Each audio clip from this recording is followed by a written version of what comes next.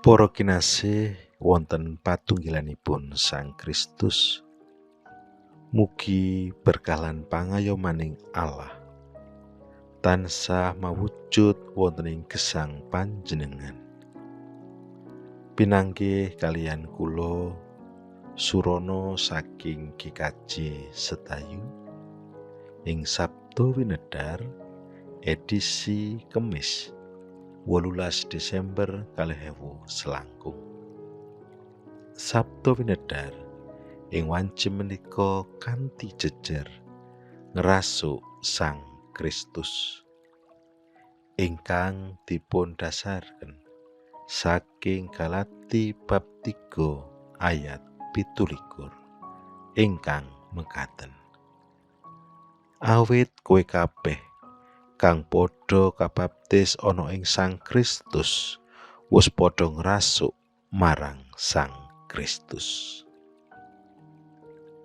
Para kinasih wonten patunggilanipun Sang Kristus, ing jaman samangke kita saged mrangguli maneka warni gagaking rasukan ingkang ketingal endah.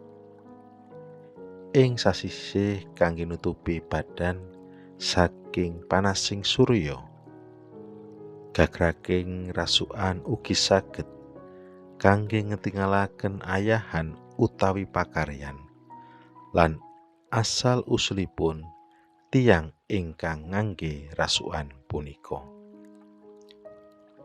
Waosan kita wekdal punika mujudaken piwucal Rasul Paulus dhateng pasamuan ing Galati, ingkang ngemutaken supados pasamuan ing Galati punika tansah kemutan dhateng baptisanipun.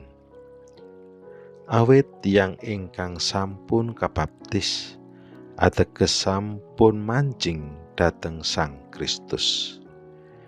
Gesangipun tansah ngrasuk gesangipun Sang Kristus. Tegesipun ing satengah tata lampahing gesangipun tansah ngetingalaken tata gesang ingkang kados dene Gusti Yesus.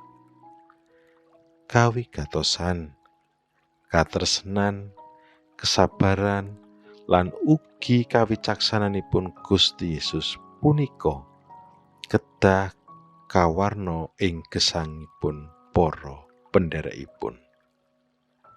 Kados dene rasukan ingkang saged ngetikalaken ayahan punapa dene asal usulipun tiyang ingkang ngangge rasukan punika, mekaten ugi ketahipun tiyang pitados ingkang gesangipun sampun ngrasuk ing Sang Kristus.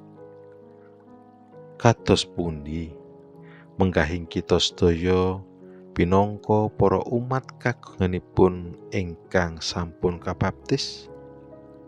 Punapa kita sampun saestu ngrasuk gesang kados dene Sang Kristus?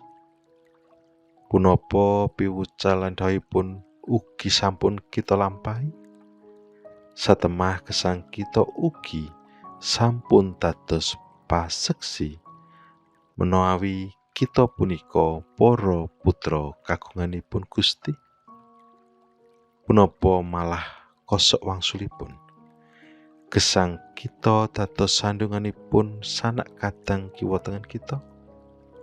Sumangga kita rasaken kanthi weni.